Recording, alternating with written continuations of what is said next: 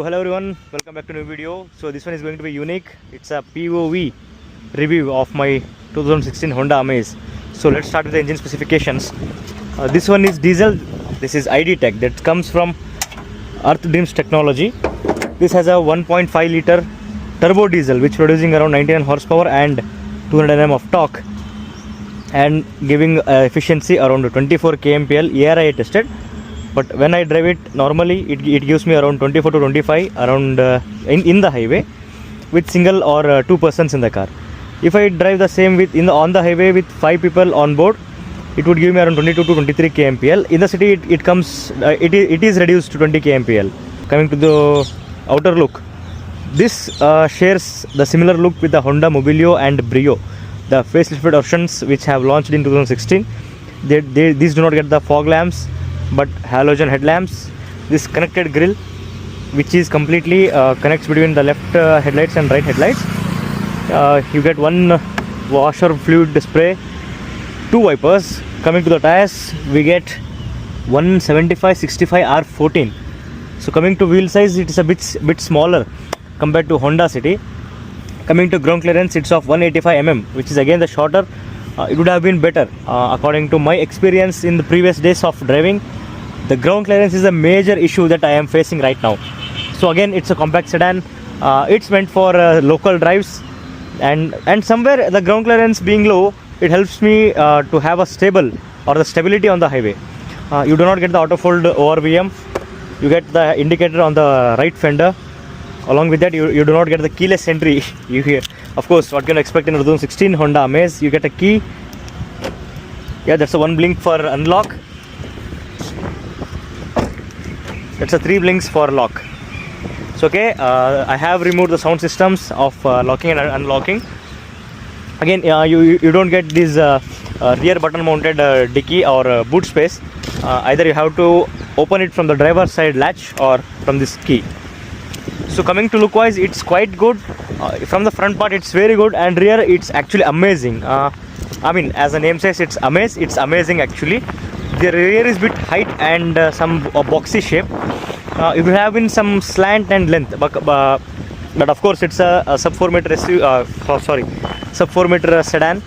So it's quite in terms of its design. Compared to Tigor and other sedans, this is one of the good looking sedan from the back side.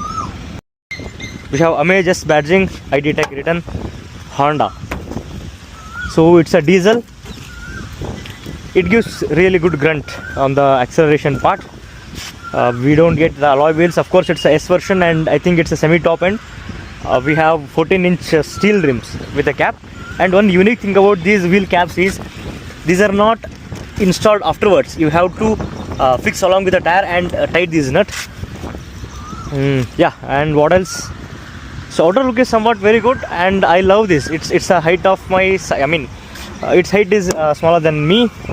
Again, it's a compact sedan from Honda in affordable price. That's a good part. In 2016, it was around 9.5 lakhs, I guess. So comparing those days and the Honda reliability, you get the Honda reliability, and of course, who doesn't know how reliable the Japanese engines are. So this is one of the, okay, this is the outlook of this Honda Amaze. So let's get inside.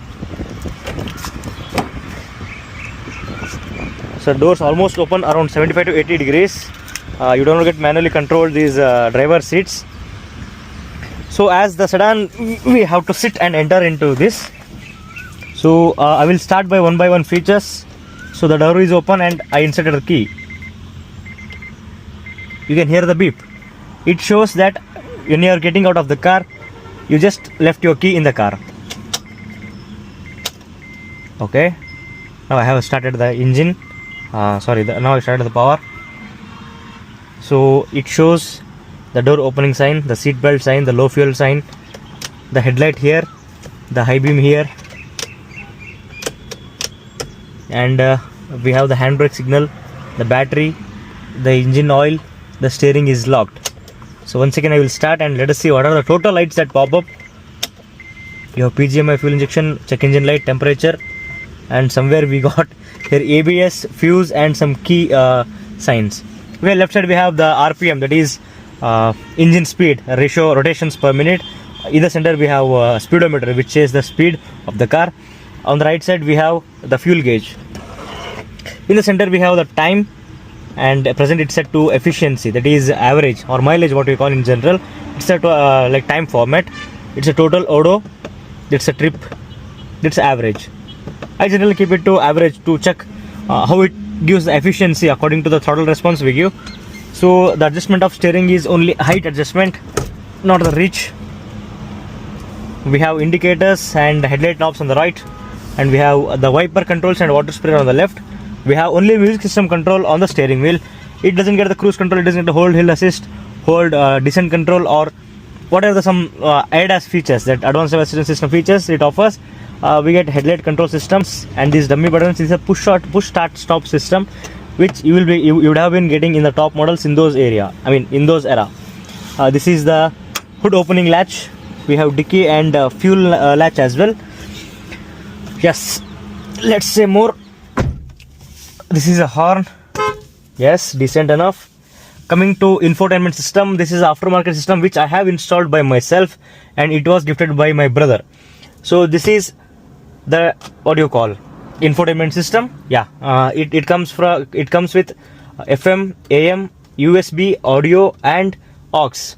So you can turn on, turn off. You can receive the call by touching this button. We have ORVM, like electronic controlled ORVM. We have window locking system and centralized locking system, and we have the sun blinds, whatever you can call it, manual adjustable IRVM, and we get glass here so that you can your passenger princess can look after her, can look herself. The same goes on the left side, and it's very good. And let's get to the back seats. You can hear the beep. And one more thing, if I turn on the headlight and get out,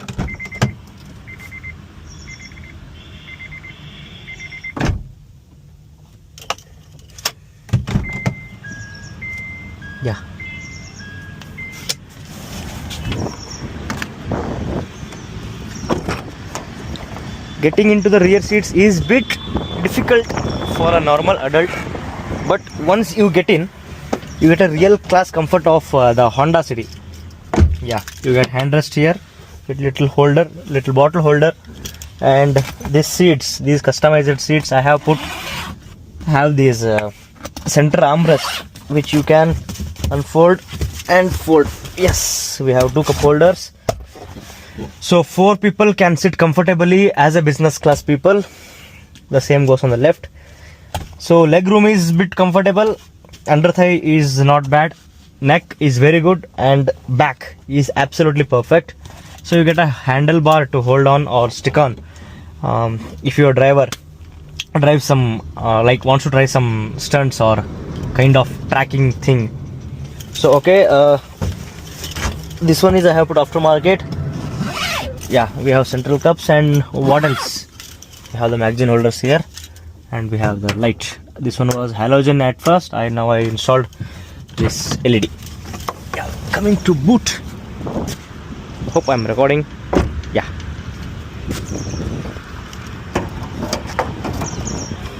I don't know how much liter this boot carries. I didn't Google it yet. So but this is decent. I carry some normal maintenance stuff for emergency situations, which you can see on my other reels.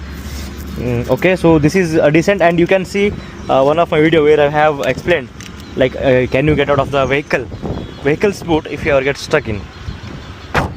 This is good. Let's go for a POV drive. Hey Meta, stop recording. So the crazy part of this 2016 Honda Amaze is you get a launch control. So generally what launch control does is to limit the RPM to certain, so where the wheel spin won't occur and you are able to launch the car properly. So just to show you, I have engaged the first gear, handbrake down. If I race completely, you can see, if I give the accelerator completely, it's still stuck to 2000 RPM. Oh, that was a smooth launch, man. Crazy. Yeah, I mean, in 2016, like people have not, like I was not having an idea about launch control. I was not even having my own Gmail account at that time. So I think this is some crazy shit. So okay, this one is particularly 2016 Honda Amaze with a being a compact sedan is very much useful for me in the city drives as well as decent long trips. Okay, so I generally don't do trips more than 200 to 300 kilometers.